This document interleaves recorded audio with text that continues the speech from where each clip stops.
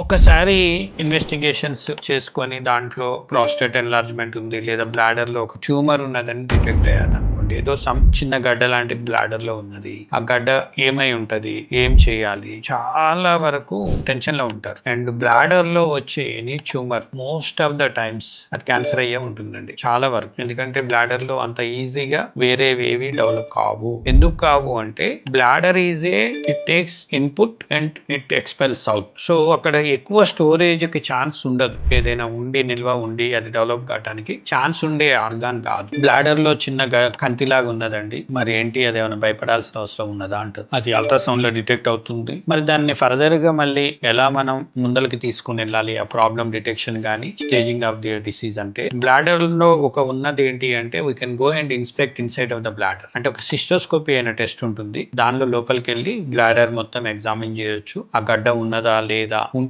కుదిరితే చిన్న ముక్క పరీక్ష కూడా తీసేసుకొని టెస్ట్ కు పంపించుకున్నట్టు ఉంటే అది మ్యాలిగ్నెన్సీనా నాన్ మ్యాలిగ్నెన్సీనా అనేది తెలుస్తుంటుంది. So cystoscopy is a very important investigation in confirmation or diagnosis of the bladder malignancy.